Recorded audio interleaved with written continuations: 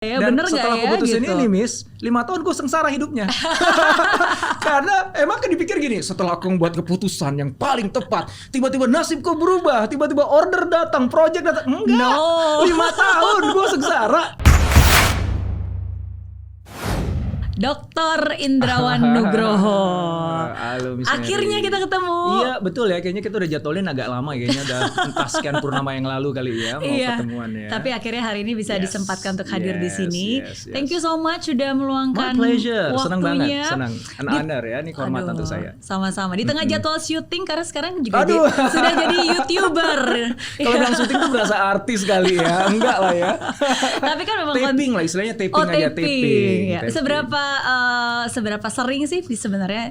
Saya pengen itu seminggu sekali aja. Jadi begitu pas lagi datang kalau kasih syuting ya udah sekalian podcast iya, monolog iya, pengennya gitu. Jadi saya seminggu sekali saya ke studio. Dan itu lebih banyak dibandingkan saya pergi ke kantor.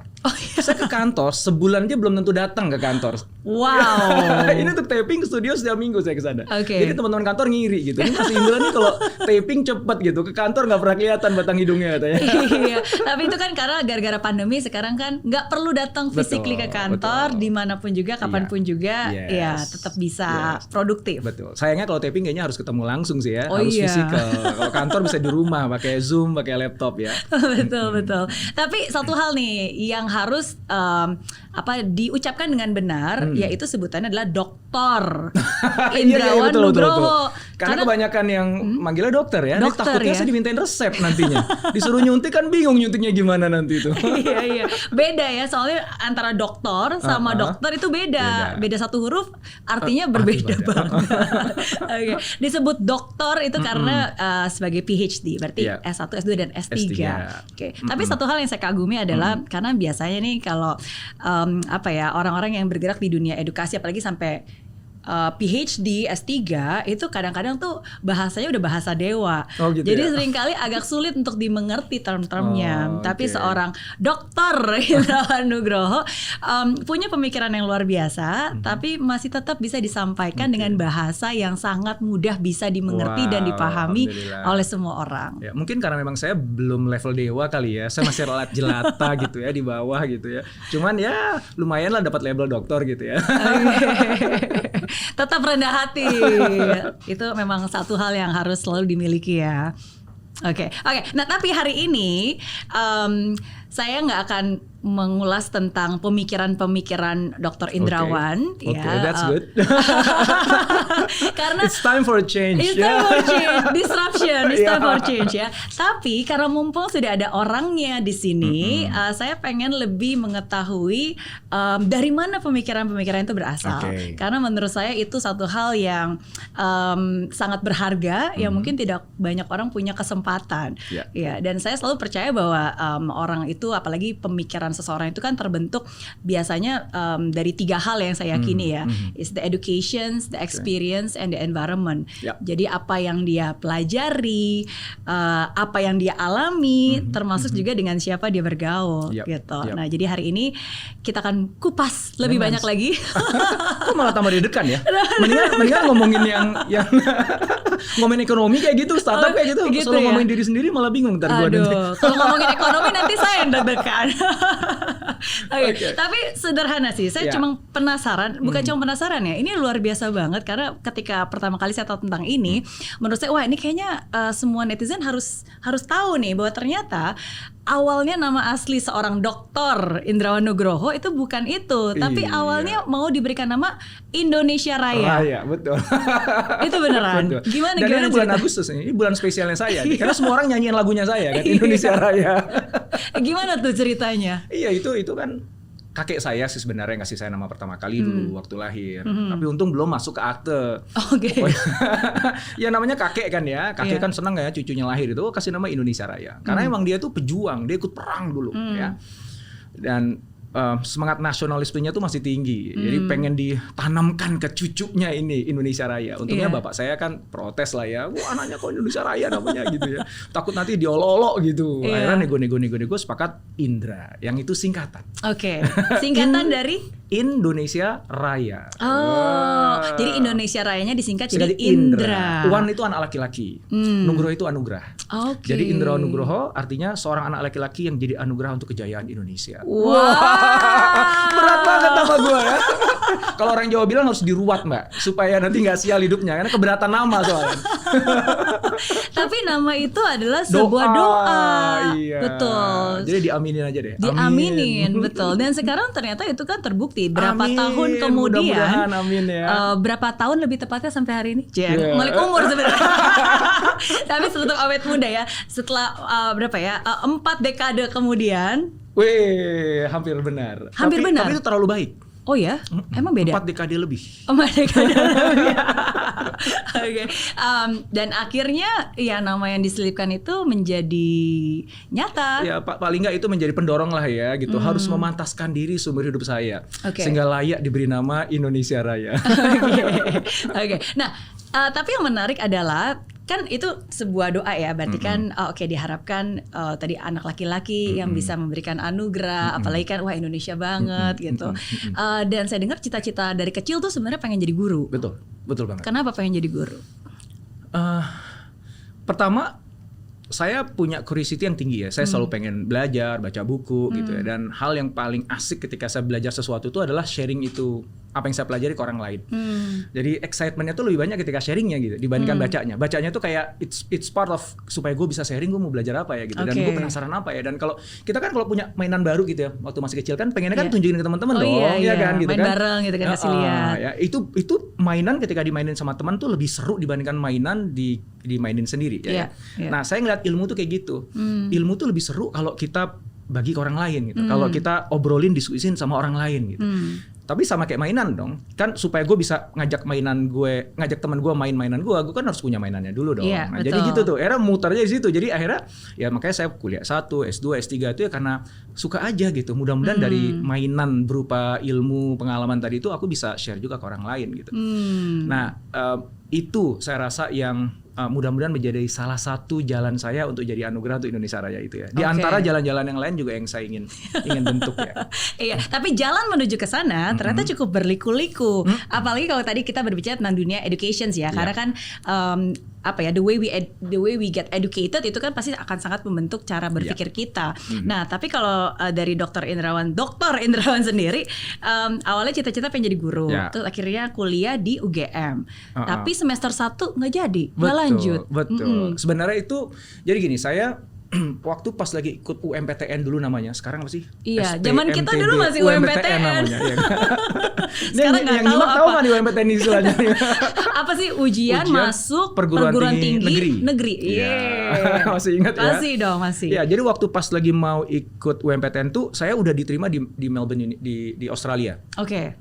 Sebenarnya bukan diterima jadi dulu itu kalau mau kuliah di Australia kita harus ikut foundation study namanya. Jadi belum bisa kuliah dulu, kita ikut kayak matrikulasi lah selama hampir 1 tahun gitu ya. Buat penyesuaian ya bahasa Inggris. Saya udah daftar di sana gitu. Baru bisa kuliahnya tahun depannya gitu. Jadi sebenarnya saya tuh pikirannya itu udah di Australia aja waktu itu. Tapi itu baru mulai kan tahun depannya. Nah, terus ngapain gitu? Kan selesai kuliah kan di Juli Agustus kan selesai kan. Masa gue nganggur sih sampai tahun depannya gitu kan. Ya udah gue ikut UMPTN. Terus nyari ini apa ya mata kuliah yang paling seru, paling unik nih ya. Gue pilih filsafat. Wow. Jadi di UGM itu ngambil filsafat. Satu UGM karena kayaknya seru nih gitu ya. Aneh, pokoknya cari yang paling aneh aja kan. Soalnya kan niatnya itu ya ngisi waktu.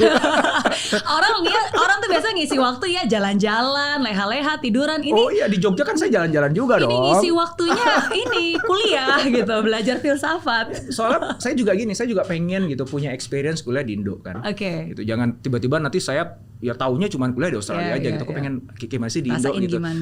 Dan yang excitement dan cari aja yang paling memungkinkan untuk saya bisa dapetin gitu. Dapat pesawat UGM. Dan seru banget sih. I think the time I was di UGM, waktu aku di UGM itu salah satu momen-momen yang paling berharga dan paling membahagiakan gitu. Dan jadi aku merasa I made the right decisions. Aku buat keputusan yang benar nih ada di sana. Gitu. Sehingga pas lagi ke Australia pun aku nggak ngerasa kayak temanku waktu di Indo tuh kayak gimana sih kuliahnya. Nah, gue udah tahu lah, gue udah rasanya udah tahu ya, walaupun mungkin nggak lengkap lah ya. Makanya S2 aku kan di Indo. Di UI. Ya, udah. Jadi udah lengkap lah. Tapi berarti waktu kuliah itu ada pelonco-peloncoan gitu nggak sih? Oh ada, zaman saya dulu ada. Iya ada.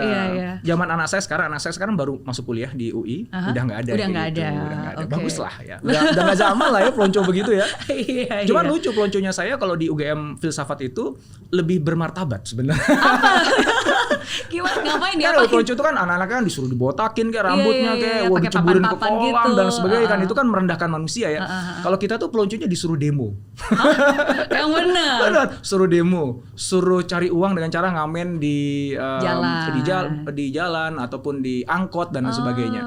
Gitu. Yang uang itu dipakai untuk nanti disumbangin ke anak yatim atau orang miskin. Terus kita buat event di penjara Wirogunan waktu itu untuk orang-orang yang ada di sana. Jadi bilang, wow ini ya soal orang filsafat lah ya. Kalau orang filsafat kemudian ngasih tugasnya yang tidak manusiawi, filsafatnya ada di mana?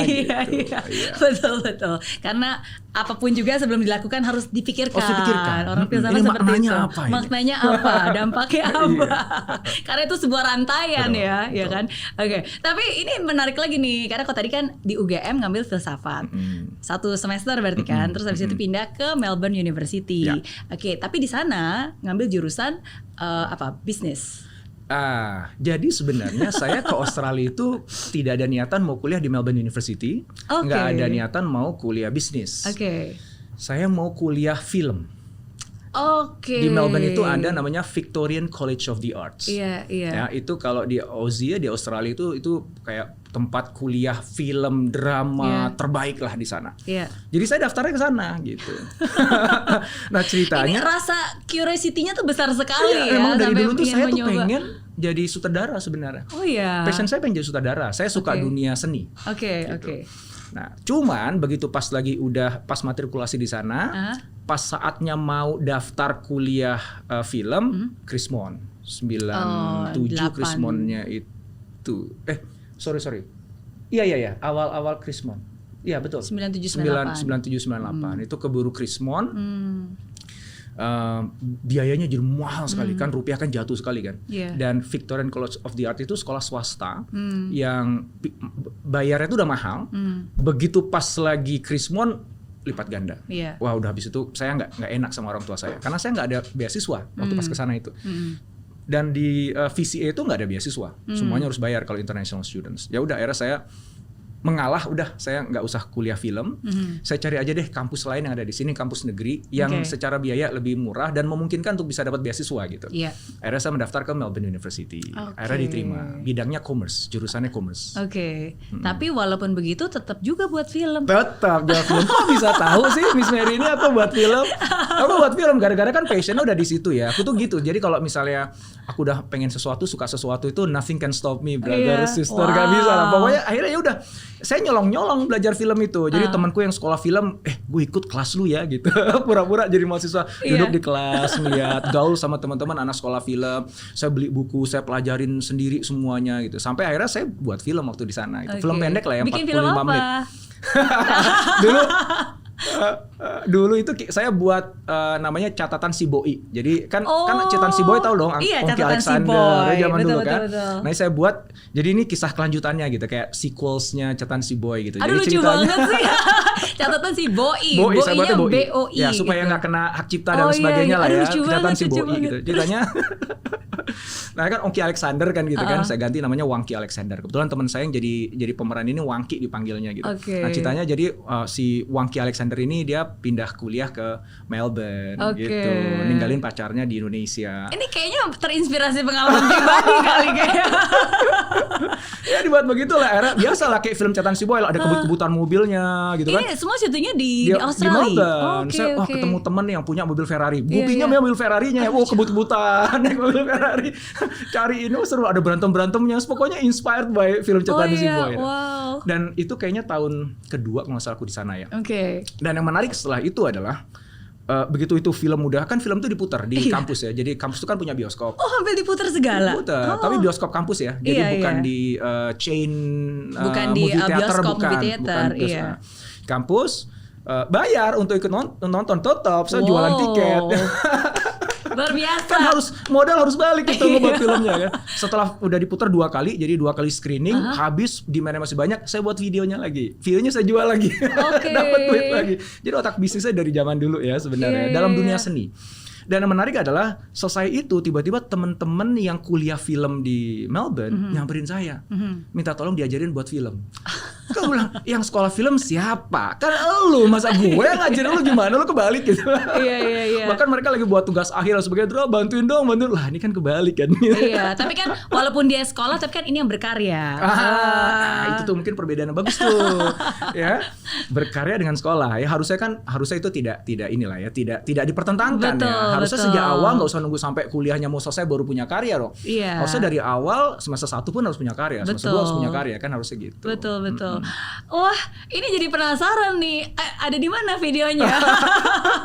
Aku belum masukin ke YouTube sih. Kayaknya si Boi. Aku ada di rumah ada. Versi kasetnya masih VHS kan zaman dulu kan. Aku udah pindahin ke DVD sudah ada. Cuman emang nggak kita sebar kemana-mana. Keren banget sih. Abis ini nih pasti netizen pada nanya, mau dong beli di mana nih? Lumayan bisa di remake lagi, dibisnisin lagi. Tapi di situ berperan nggak? Enggak, aku jadi sutradara. Full sutradara. Oke, karena memang mimpinya memang suka pengen itu jadi sutradara. Oke. Gitu. Makanya waktu pas lagi saya bangun Kubik ya, Kubik Leadership ya, lembaga training itu pun juga spirit sutradaranya itu nggak hilang. Maka aku eksperimentasi dengan model pembelajaran yang sangat-sangat unik dan faktor seni dan performing arts-nya itu masih muncul gitu. Betul. Ya, saya buat namanya interactive training, theatrical training. Jadi training yang bentuknya teater, yang kita manggung ada kabarenya, ada musiknya dan sebagainya gitu. Itu sebenarnya bagian dari the old Indra yang coming back. Mungkin ada mimpi-mimpi masa lalu yang belum selesai gitu kali ya. Akhirnya mumpung gue punya perusahaan ini, gue jalanin deh gitu. Iya, tapi betul, tapi itulah yang sometimes kadang-kadang di hidup ini kan kita harus melalui banyak hal, tapi justru dari experience itulah yang memberikan warna di ranah yang berbeda gitu. Kata Steve Jobs kan gini kan, kita hanya bisa menghubungkan titik-titik itu ke belakang. Iya. Jadi ketika dulu aku mau ke VCA kemudian nggak jadi, akhirnya aku kuliah di Melbourne University, kemudian aku mulai buat film, walaupun aku nggak sekolah film, kemudian aku punya lembaga training. Aku sebelum ikut lembaga training tuh, sebelum dirikan Kubik tuh aku kerja dulu sebagai karyawan kontrak ya di projectnya UNDP waktu itu untuk communications. Dan looking back itu semuanya sekarang kan gini, mungkin aku nggak akan punya YouTube channel sekarang. Iya. If not, kalau nggak kejadian itu, kalau aku nggak ke Australia, kalau aku nggak kemudian nggak bisa kuliah di VCA, kalau aku kuliah di VCA mungkin aku bukan jadi YouTuber sekarang dan nggak punya lembaga training juga, mungkin aku nggak dokter juga gitu. Jadi no regrets lah gitu. Jadi semua itu Tuhan sudah nyiapin gitu yang terbaik bagi kita gitu. Dan seringkali itu hanya bisa kita ketahui ketika kita looking back ya. Betul. Nah, bagi teman-teman yang masih muda gitu ya. Ya kan? Ya jalanin aja, do the best aja gitu. One day it will all, bukan cuman coming back loh. Betul. Tapi terajut gitu. Benar. Seperti anyaman bambu yang akhirnya menjadi sebuah produk yang indah sekali, yaitu diri kita. Iya. Ketika kita awal anyaman tuh dibuat teman, nggak, ini makhluk apa sih gue buat, gue kita bingung ya, ini apa sih gitu kan, kenapa kesini karena kiri, yang ini komen jelek banget sih tuh, nih komen gak bagus gini, ya terus aja menganyam gitu. One day you gonna see gitu, looking back you gonna say like, wow, I was glad I made that decision. Aku tuh senang banget gue buat keputusan itu gitu kan. Iya. Setuju banget. Itu juga satu hal yang sometimes mungkin ketika kita sudah lebih banyak hidup di dunia ini, kita melihat banyak hal dan akhirnya kita mengerti ya bahwa itu semua hanyalah potongan pieces of puzzles yang mungkin kalau kita ngeliat satu ini apaan sih gitu kan, nggak nyambung, tapi ya kalau kita tetap meletakkannya di tempat yang tepat dan tetap berproses ngumpulin puzzle itu, ya lama-lama kita juga bisa melihat kan gitu. Oke. Ini udah jelas nih omongan orang yang umurnya berapa kalau kayak gini nih. Iya. Karena referensinya tadi UMPTN, catatan si Boi, krisis moneter kuliah, dari situ aja udah kehitung nih. Berarti sebenarnya kita agak mirip ya. Agak mirip ya. Karena tahun 98 Miss Mary sih masih sangat muda sih. sama. Kita nggak gitu beda jauh karena kalau gitu ya. referensinya pas lagi tahun 98 Krismon kuliah, kan kalau saya kan baru masuk kuliah 98 di Singapura. Kalau dokter kan Dokter Indra berarti di Australia, di Melbourne. Ya tapi beda sekitar 1 tahunan. Ya sebenarnya nggak gitu beda jauh lah. Satu kohort kita. Satu kohort. Oke. Tapi saya percaya banget sih bahwa apa ya? Maksudnya kalau kita sekarang bergerak berbicara di dunia edukasi. Maksudnya cara kita mengeducate kan macam-macam ya. Maksudnya edukasi itu kan saya juga percaya bahwa itu nggak cuma kayak boring satu arah, tapi ya you have to make it fun karena hanya dengan itu fun, entertaining, ya orang akan terbuka dan ketika kita happy akan lebih cepat masuk dan meresap gitu. Betul, Dan itu yang dilakukan juga di Kubik. Iya. Tapi sebelum kita menuju ke Kubik nih ya, ini saya interesting facts yang juga saya baru tahu karena sebelum ini kalau saya dengar Kubik saya pasti lebih kenalnya Pak Jamil Azaini ya kan, kayak Jamil sebenarnya, kayak Babeh Jamil. dipanggilannya Babeh. Iya, tapi saya baru mengetahui bahwa ternyata orang yang berhasil mengconvince kayak Jamil ini untuk terjun ke dunia trainer dan meninggalkan pekerjaannya itu adalah seorang anak muda yang pada saat itu sebenarnya usianya masih sangat muda yang berhasil mengconvince seorang kayak Jamil Azaini. Itu betul ya? Betul. Mungkin kalau dibilang convince enggak juga ya, karena memang dia sejak awal memang sukanya manggung. Cuman dia manggungnya tidak profesional. Dalam arti ya dia suka aja gitu. Kemudian yang secara serius ngajak beliau, udah nih ini jangan cuma jadi sambilan, jangan cuma jadi hobi aja. Ini dijadikan profesi aja yuk Mas Jamil yuk gitu. Sehingga akhirnya beliau meninggalkan profesinya pada saat itu dan akhirnya full di Kubik ya untuk kemudian menjadi trainer yang kita angkat di sana. Nah itu ya saya punya peran di situ.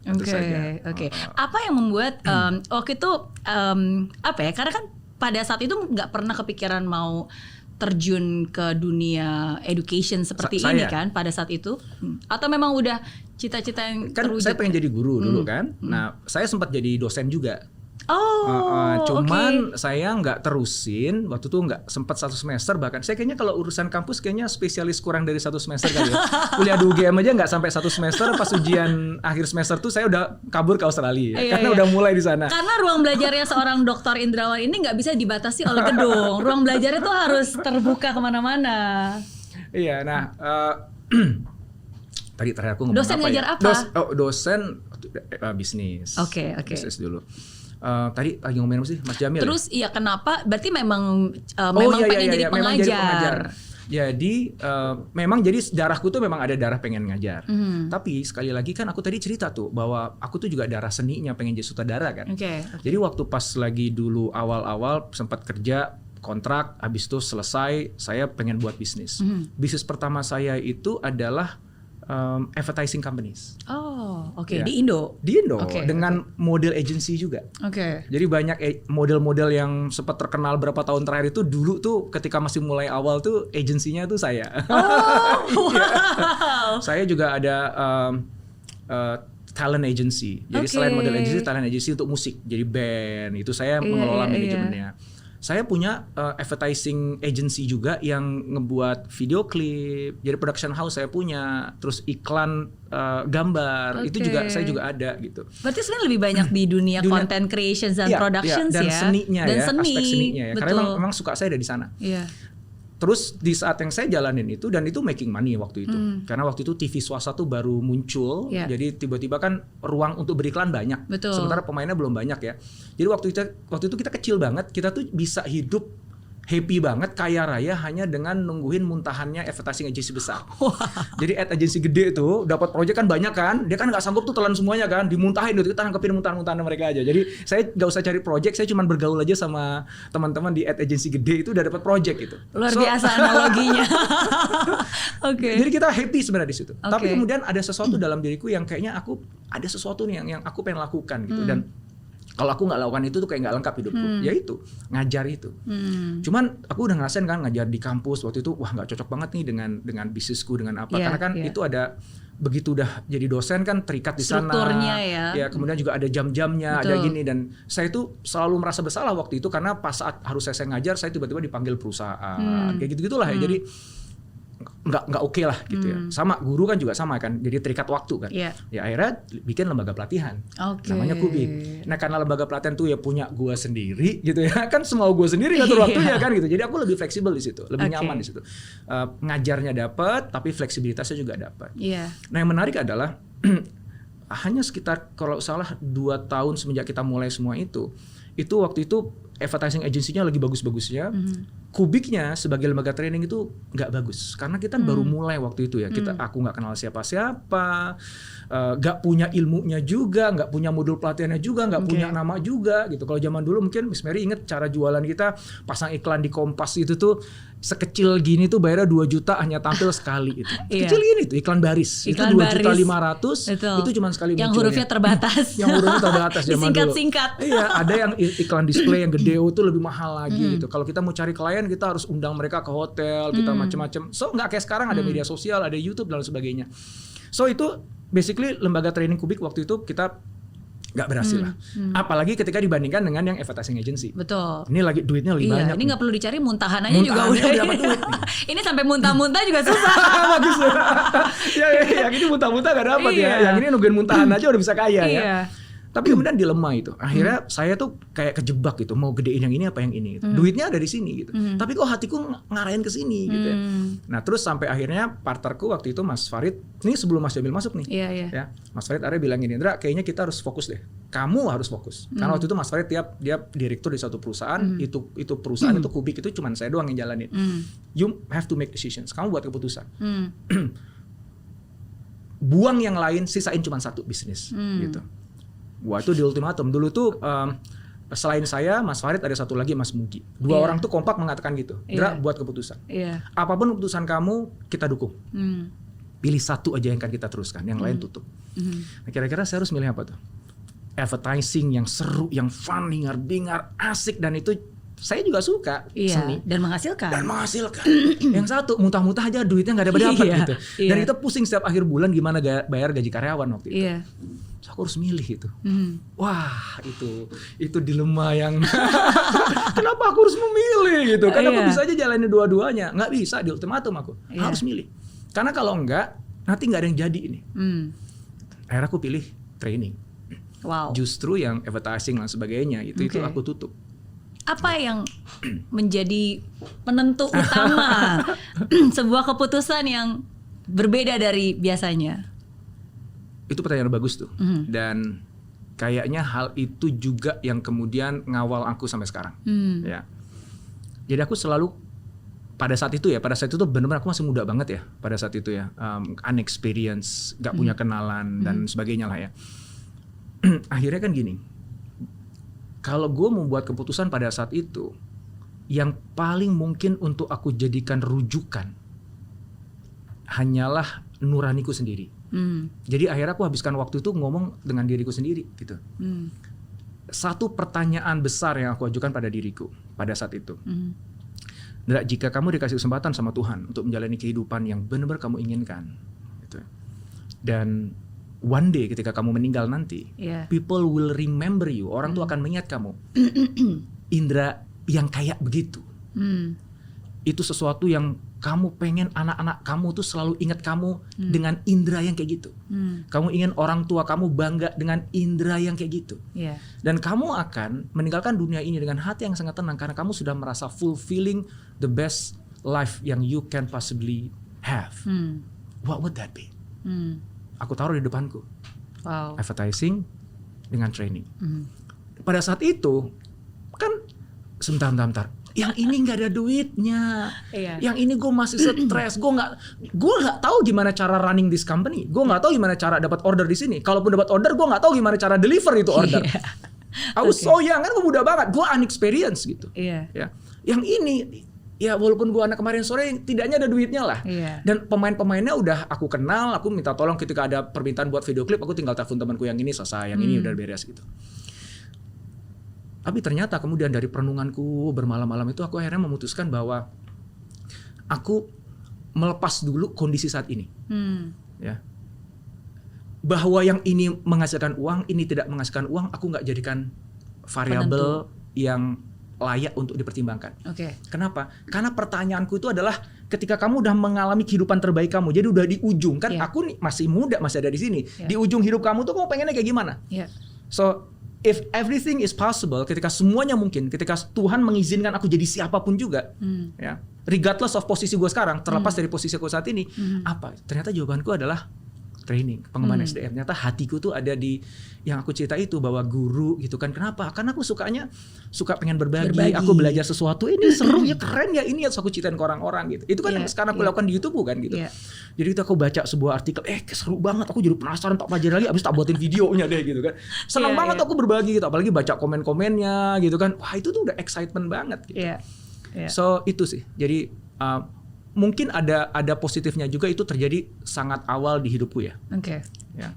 Karena pada saat itu memang aku tidak bisa bergantung atau merujuk kepada apapun atau siapapun selain diriku sendiri. Gitu. Karena bisa jadi kalau itu terjadinya later in the year ya, di tahun-tahun berikutnya di hidupanku, mungkin akhirnya pertimbanganku jadi banyak kan. Berbeda. Ya kan, jadi misalnya kayak, wah aku punya anak nih 4 nih gitu. Aku masa pilih yang nggak menghasilkan sih, kan aku punya tanggung jawab gitu. Atau enggak, istriku pengennya begini nih gitu, atau temanku pengennya begini nih gitu. Nah mungkin itulah treatment Tuhan tuh selalu pintar mentreatment kita pada waktu yang paling tepat. Betul. Nah treatment itu Tuhan berikan kepada saya ya pada saat itu, ketika saya basically gue baru pulang dari Australia, I don't have any friends, gue nggak punya teman di sini. Gitu. Umur berapa tuh waktu itu, masih ingat nggak?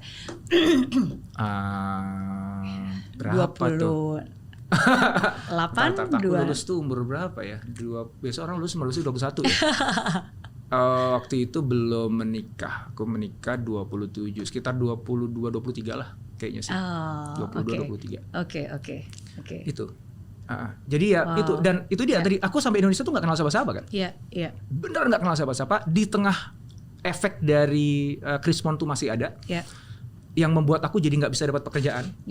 Gitu. Mungkin kalau nggak Krismon ceritanya lain. Beda lagi. Ya, aku nggak akan ada di sini nanti bisa jadi. Gitu. Karena mungkin aku udah kerja di suatu perusahaan multinasional, kemana aku mungkin ada di India atau ada di mana gitu kan ya. Tapi itulah, itu indahnya rajutan yang memang Tuhan udah siapin untuk kita aja gitu. Betul. Tapi itu aku percaya banget sih. Maksudnya ketika saya tadi mendengar apa yang Dr. Indra sharingkan itu sejalan banget, dan saya yakin mungkin banyak orang juga merasakan hal yang sama, karena saya sungguh-sungguh percaya bahwa setiap orang tuh ketika kita ada di hidup ini itu pasti selalu ada destiny kita, ada the purpose hidup kita gitu. Pada akhirnya kita akan menuju ke sana. Nah, dan along the way ini juga yang saya hasil kontemplasi, pemikiran dan juga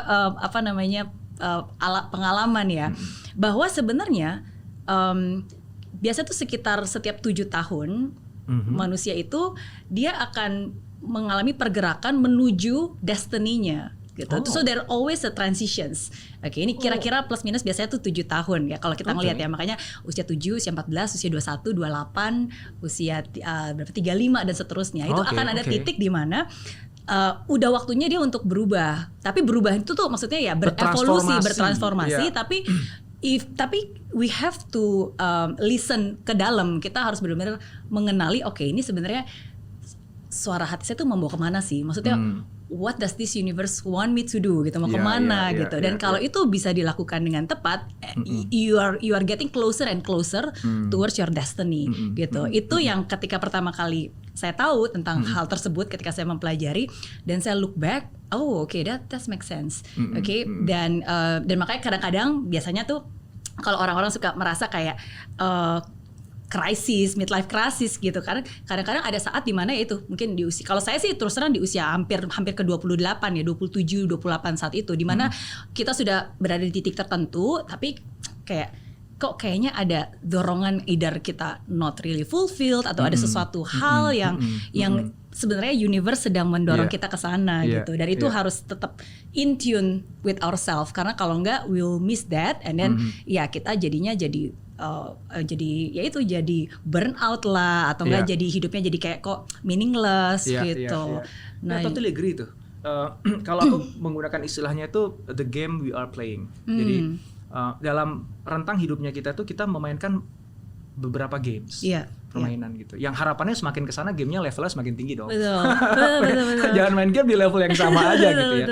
So aku setuju bahwa dalam hidup kita tuh harus ada waktu-waktu tertentu di mana kita contemplate untuk mengatakan apakah aku tetap masih mau main di game yang sama? Yeah, exactly. Kan, is this fulfilling enough for me? Ini game ini fulfilling nggak sih? Benar-benar membuat aku merasa bahagia, merasa kayak ada pada tempatnya gitu.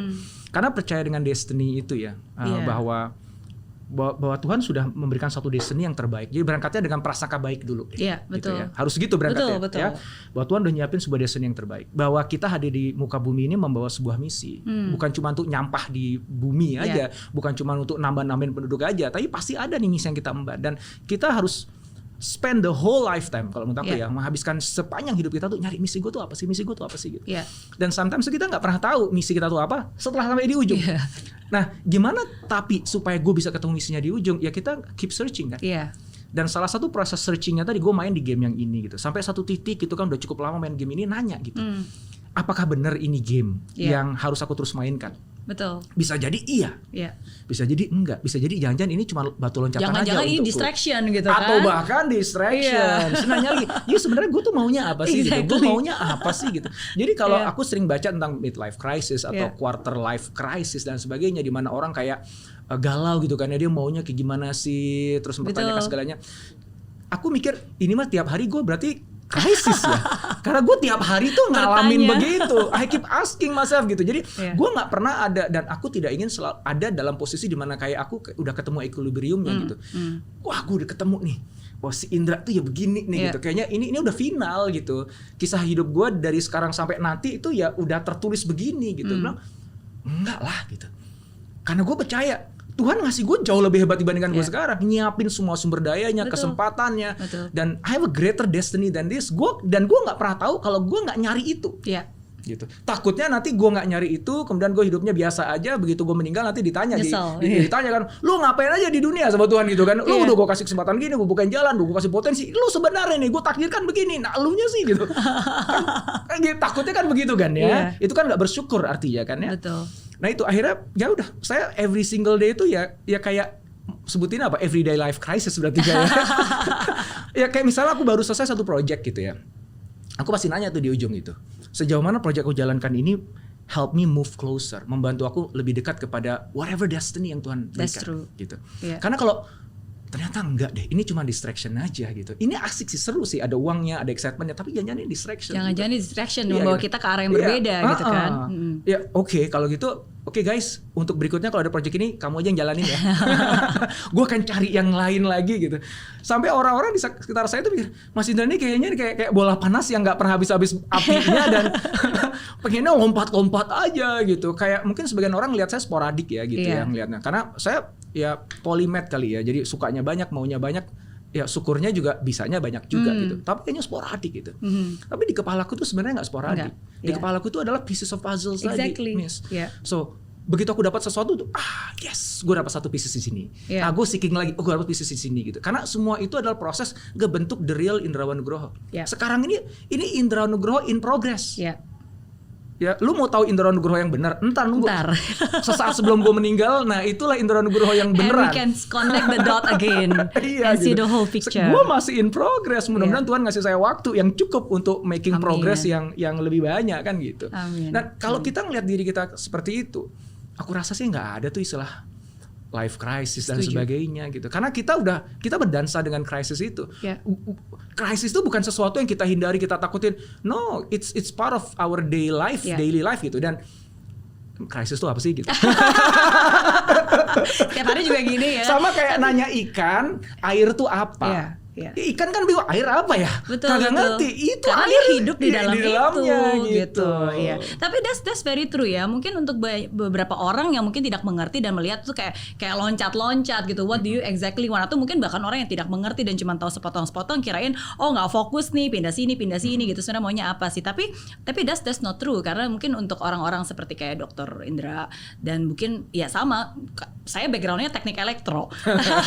Ya kan? Di Singapura dulu bisnis bisnisnya finance, jasa keuangan. Oke, tapi balik ke Indo, bikin bisnis di bidang education, inspiration education. Oke, terus in my third chapter of my life ya sekarang lebih ke dunia investment gitu kan, venture builder dan seterusnya gitu. Mungkin beberapa orang dan juga content creator mungkin banyak banget gitu. Tapi ya again saya percaya bahwa semua itu pasti ada benang merahnya towards one final destinations. Tapi kuncinya adalah yang tadi Dr. Indrawan bilang benar gitu, kita nggak boleh galau dan kita harus berprasangka baik. Dan itu penting banget karena kalau kita diem dan nggak ngapa-ngapain, ya nggak akan bisa terjadi baik juga. Tapi once we make the decisions, yang mana nih? Kubik atau ini yang mana nih? Tapi ya udah saya udah putuskan. Ya udah all out. Don't look back dan tanya bener nggak ya, bener nggak ya, bener nggak ya. Setelah aku putusin gitu. ini, Miss, 5 tahun gue sengsara hidupnya. Karena emang kan dipikir gini, setelah aku membuat keputusan yang paling tepat, tiba-tiba nasibku berubah, tiba-tiba order datang, project datang. Enggak. 5 tahun gue sengsara. Bahkan ketika saya nikah tuh saya masih sengsara. Betul. Tapi itu ujian yang sesungguhnya bahwa is it strong enough gitu. Untuk memilih itu gitu. Sehingga nanti kata lo pantas nggak sih kalau misalnya gue kasih kesempatan rezeki di situ kan gitu kan. Iya, tapi kalau itu ujiannya dan tetap bertahan walaupun menderita walaupun susah, and then you deserve this gitu. Kamu berhak. Jadi aku tuh buat keputusan itu tahun 2001. 2000. Akhir 2000 atau awal 2001. Aku baru ngerasakan perusahaan itu punya profit dan gak ngomong dividen ya, karena kan dibalikin semuanya ke perusahaan ya. Tapi paling nggak perusahaan tuh punya profit dan bisa bayar gaji tanpa harus nyicil atau ngutang itu 2005. Ya 5 years benar, 5 years. Apa yang membuat Dr. Indrawan bertahan di saat saya yakin pasti ada saat-saatnya hampir mau menyerah. Apalagi waktu itu kan juga udah nikah, udah berkeluarga, ada tanggungan. Apa ya? Ini pertanyaan yang susah mungkin karena tadi ya antara air dengan ikan itu tadi ya. Jadi kalau ada single thing yang membuat aku terus bertahan, mungkin ini ya rasa curiosity kali ya, karena penasaran ya. Kayak gini, gue udah buat keputusan ini dan sampai pada saat bertahun-tahun setelah keputusan itu aku buat dan masih suffer, aku masih meyakini bahwa itu keputusan yang tepat. Gitu. Sehingga aku nggak ngelihat any other way untuk supaya aku bisa making money. Ya, kadang-kadang sih waktu itu aku ingat banget sih karena memang ya udah menikah waktu itu, istri saya hamil anak pertama, bisnisnya masih kacau, gaji karyawan dia nggak bisa, kita kan nggak terima gaji otomatis ya, karena kan kita dahulukan karyawan gitu kan. Ya akhirnya saya malam hari saya ini ngamen dalam tanda kutip, bukan ngamen beneran waktu kuliah ya. Ya saya kerja serabutan, gitu. Karena semua uang yang didapat perusahaan semuanya saya kasih ke karyawan. Itu pun juga masih ngutang, jadi bayarnya sekarang minggu ini aku bayar 50% ya, minggu depan aku bayar lagi kan. Karena aku nggak tega dong ngambil uang untukku sendiri gitu.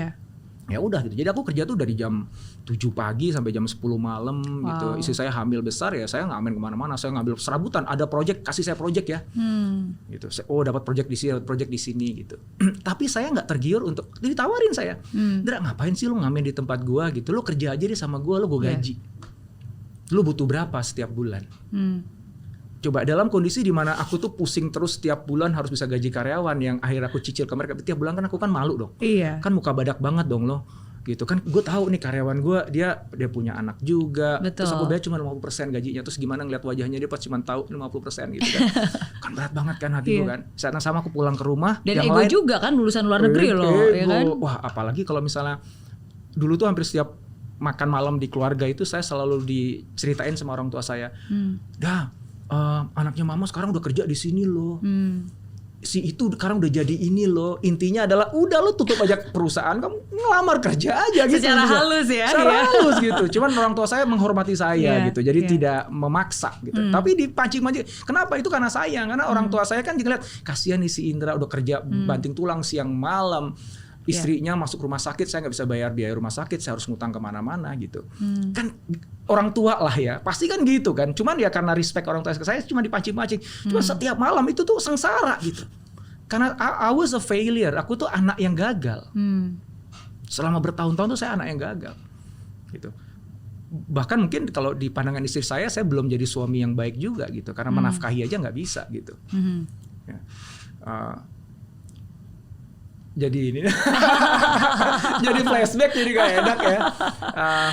Dan pada saat kondisi kayak gitu, aku ditawarin kerjaan, Miss, yang lumayan penghasilan, dan itu bisa menyelesaikan semua masalahku. Aku nggak harus pusing bayar gaji karyawan, nggak perlu malu sama istri, bisa memenuhi keinginan orang tua, gitu. Solve all dan the bisa problems. jadi itu adalah jawaban dari kesengsaraan selama ini. Jangan-jangan memang sebenarnya destiny gue itu bukannya bikin perusahaan. Betul, nih ada nih jawabannya, gitu kan? Iya. Nah, itu pertanyaannya itu.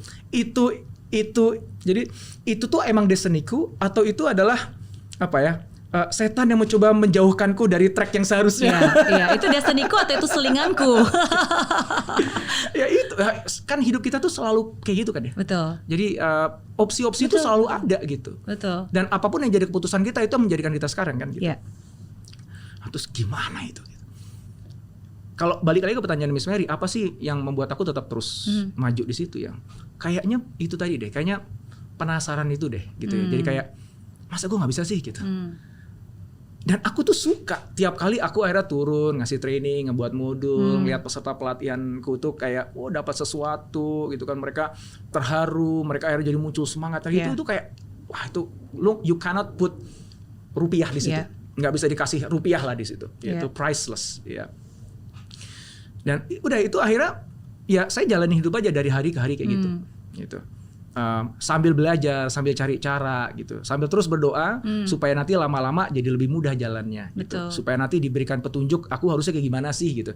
Sembari nyoba ini nggak bisa, nyoba ini nggak bisa, terus aja moving forward. Jadi aku meyakini bahwa nggak selalu, bahkan hampir selalu tidak dalam hidup kita itu sign itu jelas.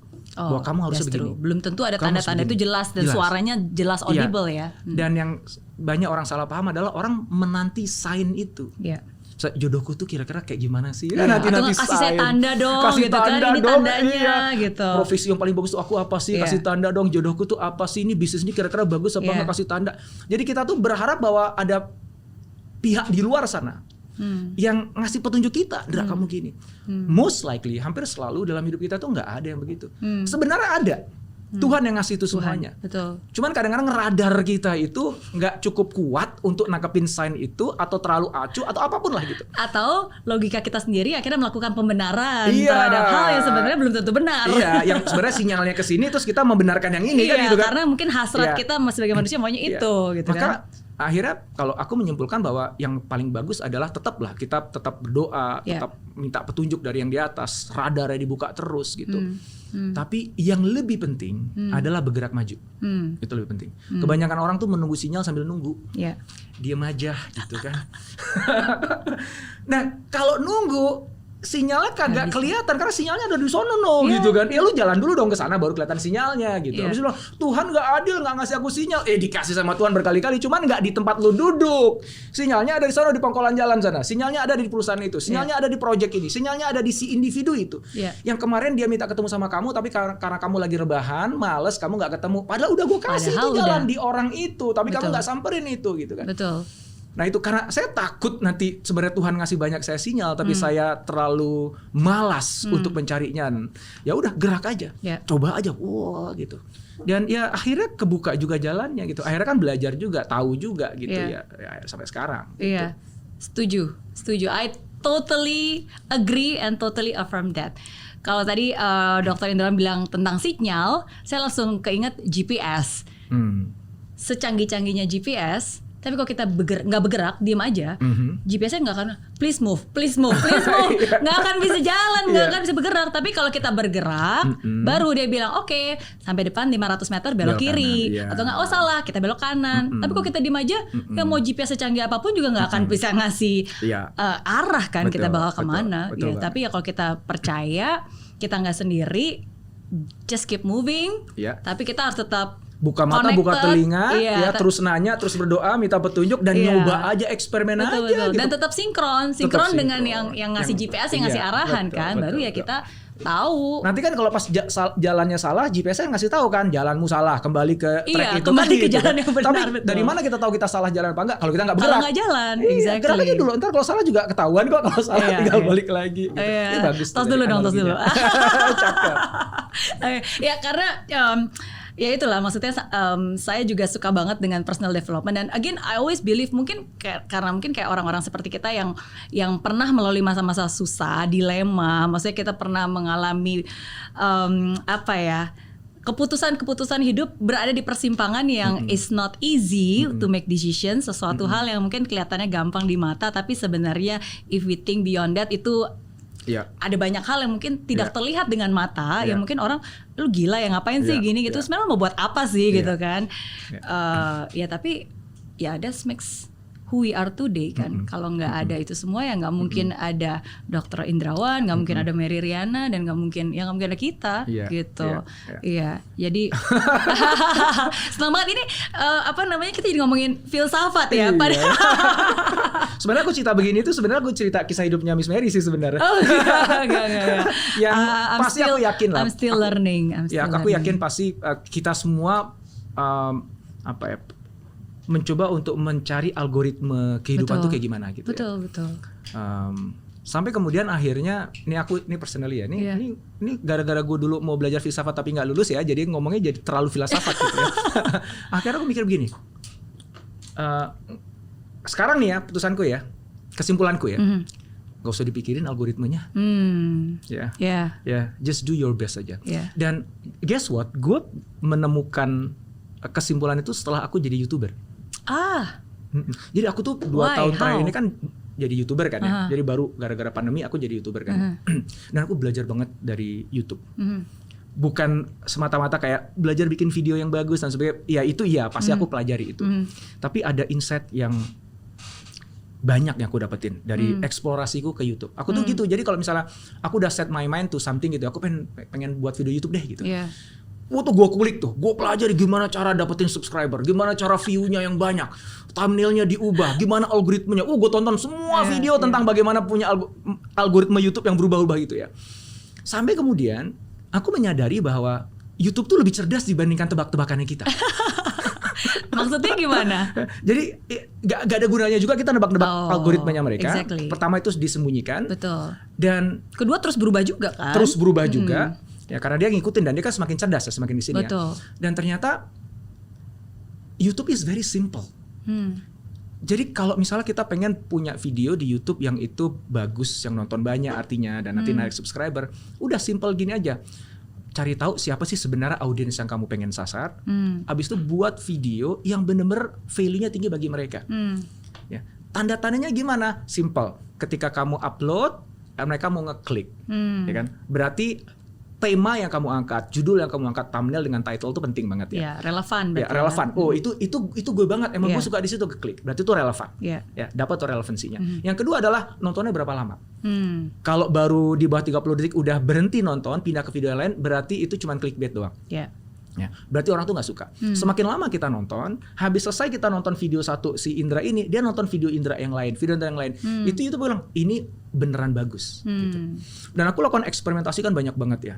Misalnya gini, aku butuh waktu 1 tahun 125an video sebelum kemudian YouTube mengenali ada namanya Dr. Indra Nugroho. Jadi ketika aku mulai di awal 2020 itu yang nonton paling satu video nonton 100 orang, 200 orang, itu udah bagus banget gitu ya. Dan itu berjalan hampir 1 tahun. Tiba-tiba 1 tahun, hampir persis 1 tahun. Ya, itu tiba-tiba tuh naiknya cepat. Gitu. Sampai saya pernah tertinggi itu dalam 1 bulan tuh subscribernya lebih dari 100.000 per month. Wow. Ya, itu tinggi banget kan. Apa yang men-trigger? Apa video tertentu kah? Jadi memang betul ada video tertentu. Tapi pertanyaannya kalau aku lihat kembali sekarang, video yang men-trigger itu tuh videonya Toyota W versus Tesla W, itu video yang men-trigger gitu ya. Kalau aku lihat lagi, video itu sampai hari ini pun yang nonton itu cuma 400 ribuan. Padahal itu video men-trigger. Video-video sebelum Toyota versus Tesla itu ada yang sekarang udah hampir 800, 700. So yang menarik adalah kenapa nggak video yang itu yang men-trigger aku? Kenapa yang men-trigger tuh yang Toyota versus Tesla? Dan kenapa kok pada saat video itu aku keluarin yang sekarang udah 600-700 itu dulu itu nggak segitu nilainya, Miss. Iya. Gara-gara Toyota versus Tesla ini naik ke atas, yang ngebuat YouTube ini ada ternyata YouTuber namanya Dr. Indra Nugroho ya. Kayaknya sih keren, kita coba yuk, kita tes yuk video-video yang lama, kita keluarin lagi, banyak yang nonton nggak ya? Ternyata setelah YouTube udah mulai merekomendasikan video lama saya, mulai ketahuan. Nah gitu. Nah, so aku balik lagi ke pertanyaan, apa sih yang nggak trigger itu ya? Iya. Ini aku sebenarnya lagi nggak ngomongin tentang YouTube spesifik ya, karena mungkin audiens ini teman-teman yang nonton ini mungkin bukan YouTuber semuanya, tapi ini ilmu kehidupan. Betul. Ini ilmu kehidupan. Jadi Toyota versus Tesla itu aku buat spesifik untuk orang-orang kantoran. Ya, aku udah buat di YouTube, kemudian aku mulai share video itu ke grup-grup kantoran yang selama ini jadi klienku, teman-temanku yang memang sukanya tentang hal itu. Dan kebetulan aku versus, kan kita tahu ya, video-video yang bagus tuh yang versus, David versus Goliath tuh ada formula-formula lah yang bisa, yang punya viralitas lebih tinggi dibanding video yang karena lain. Opini ya, jadi kan ada kubu 1, kubu 2 gitu kan, perang gitu kan. MU sekarang lagi dibully sama ini, itu rame gitu kan ya. So jadi the nature of the video itself itu sebenarnya punya viralitas yang tinggi. Yang kedua tuh aku promosikan ke orang-orang yang memang sesuai dengan target market si video itu. Aku posting itu di LinkedIn yang sesuai dengan target market itu. Dan ternyata orang-orang tuh ngeklik langsung. Jadi pas orang yang lagi tertarik dengan itu, lagi haus tentang itu, tiba-tiba dilempar itu. Dia suka, dia ngomong ke semua orang. Dan itu memicu algoritmanya YouTube. Ini ada nih video bagus nih, ternyata tractionnya kok bagus ya di awal-awal ya. Dalam 24 jam pertama yang nonton banyak nih. Biasanya si Indra nggak pernah banyak. Ya, dia banyak karena banyak yang share. YouTube jadi baru nggak ada namanya Dr. Indra Nugroho. Abis itu ya udah, mulailah direkomendasikan ke lain-lain. Coba. Kok ternyata di kesini banyak nonton. Jangan-jangan beneran bagus Dr. Indra Nugroho. Yuk kita tes yuk video yang lamanya, yuk dipromosikan video yang lamanya. Ya ternyata muncul video-video yang lama, muncul gitu. Nah, pertanyaannya gini, Dra, kenapa nggak lu dari awal buat aja video kayak Toyota versus Tesla itu? Kenapa lu nunggu setahun? Gitu, ya kan? Jawabannya adalah kita nggak pernah tahu video mana yang benar-benar akhirnya bisa narik perhatian YouTube. So what we can do adalah setiap hari you make the best karya terbaik yang memungkinkan. Karena kita nggak tahu mana di antara karya-karya itu yang beneran nanti akhirnya ngeklik algoritma Tuhan, algoritma kehidupan ini, sehingga akhirnya bawa kita ke level yang lebih tinggi. We don't know. Saya nggak pernah nyangka video Toyota versus Tesla itu gitu. Dan saya juga nggak pernah nyangka ada video sebelumnya tentang Lego yang sekarang lebih banyak yang nonton dibandingkan yang ada di sini gitu. Dan habis itu aku mikir lagi, oke, berarti nomor 1 caranya adalah lu berbuat baik aja, lu creating value aja, udah. Nanti one of your creations, beberapa dari karya kamu tuh akan jadi.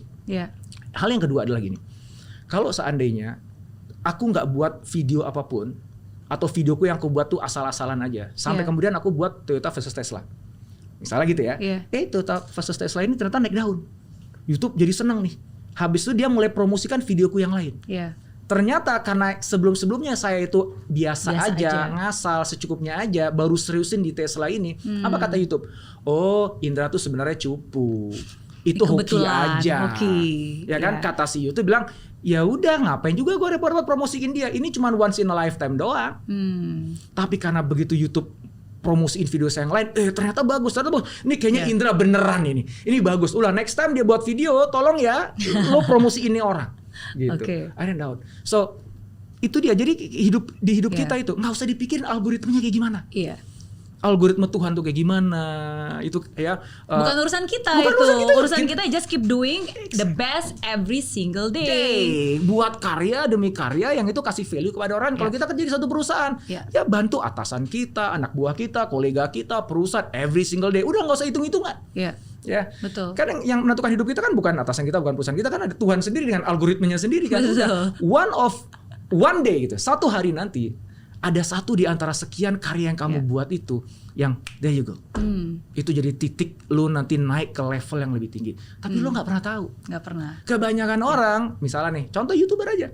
Baru buat video sekali, karena aku bantu teman-temanku, aku bantu Indra, aku pengen jadi YouTuber, ya udah gue ajarin, gue kasih tahu semuanya ilmu yang gue dapetin gue ajarin ke dia. Bisa dia mulai buat satu video.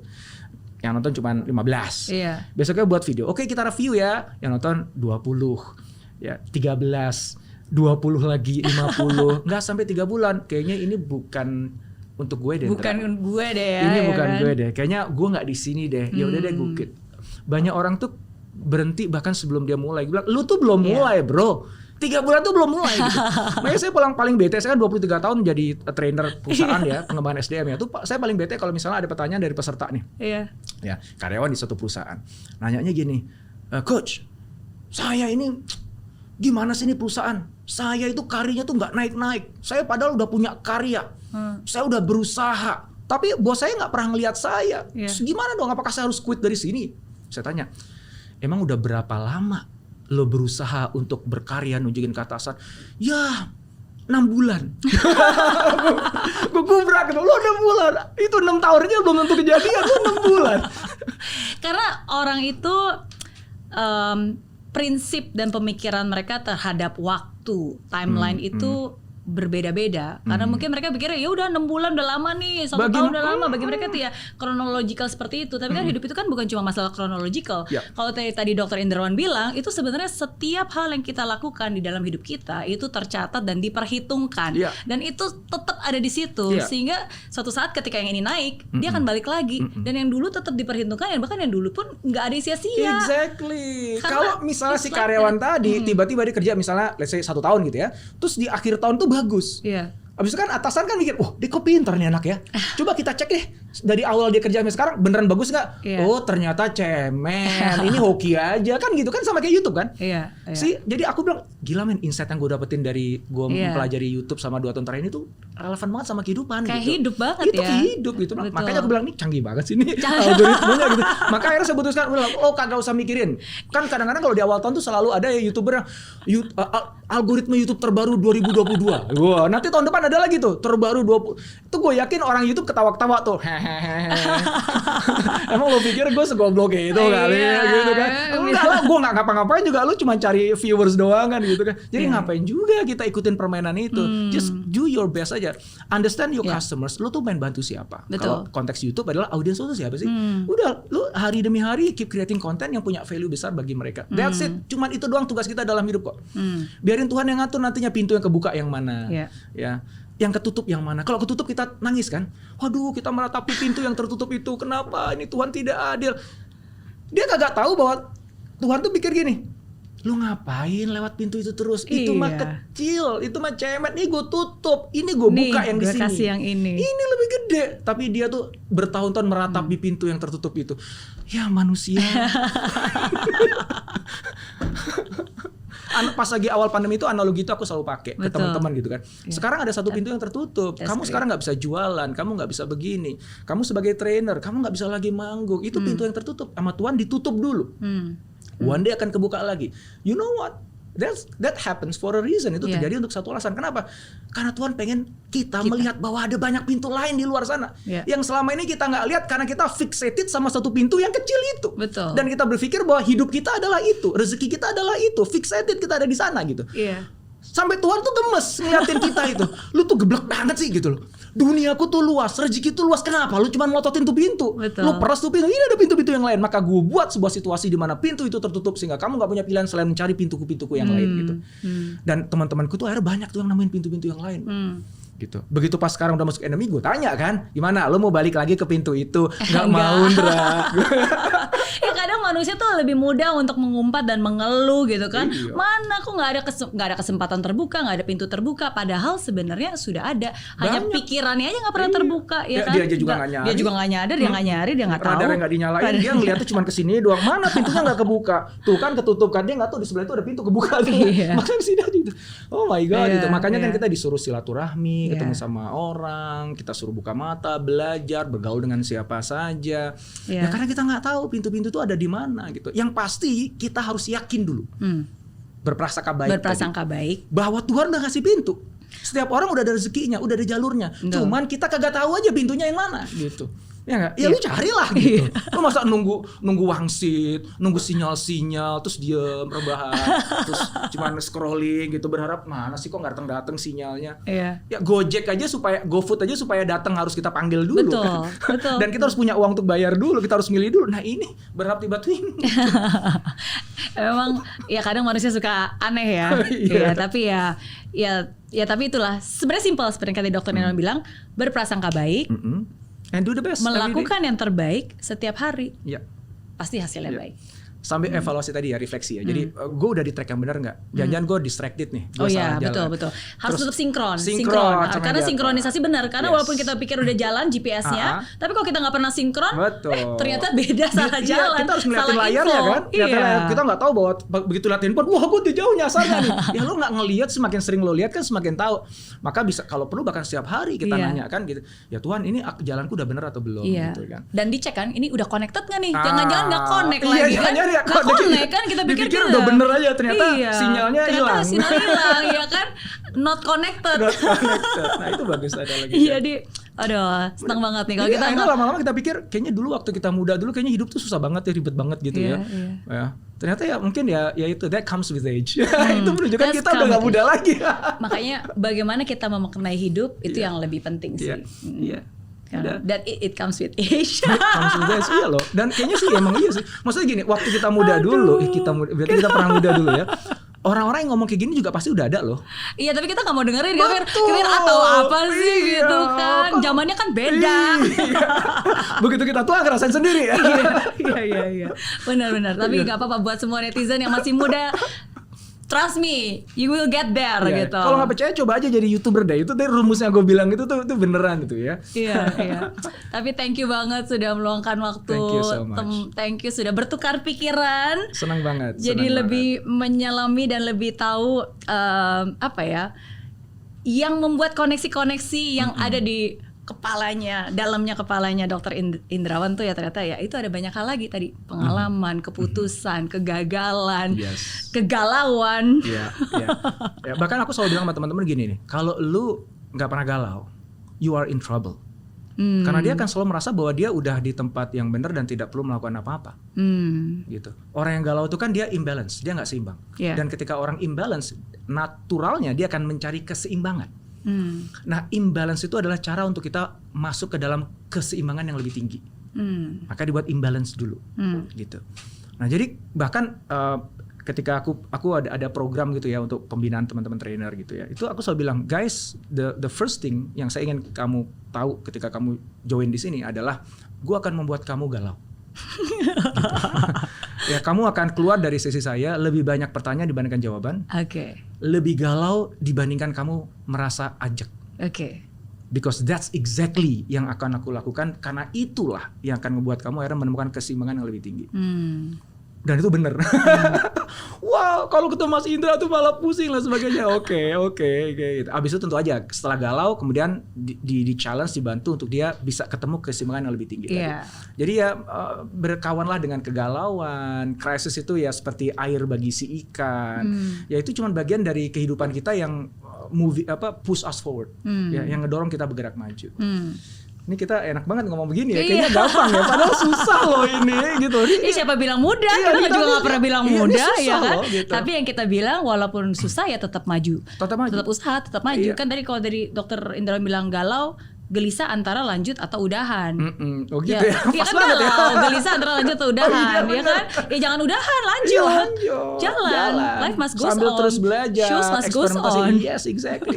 Ya, teman-teman tadi udah denger kan mulainya aku kayak gimana di awal kan. Udah buat keputusan, wah gagah dong. Sesuai nurani keputusannya, ya toh? Ternyata sengsara 5 tahun. Ini salah kali keputusan gua ya gitu kan. Maka ya udah terus prasangka baik sama Tuhan, coba terus ketemu kok insya Allah gitu. Amin. Thank you sekali lagi thank you. Seorang Indonesia Raya Dr. Indrawan Nugroho yang sudah hadir ke sini. Thank you sudah berbagi. Thank you banget undangannya ya Mas. Ntar kita lanjut ngobrol-ngobrol lagi ya. Tentu saja dengan senang hati. Sama-sama. Tapi sukses terus buat semua hal. Salam buat istri. Yes. Oke. Dan buat semuanya jangan lupa untuk subscribe di channel YouTube-nya Dr. Indrawan Nugroho juga. Thank you so much.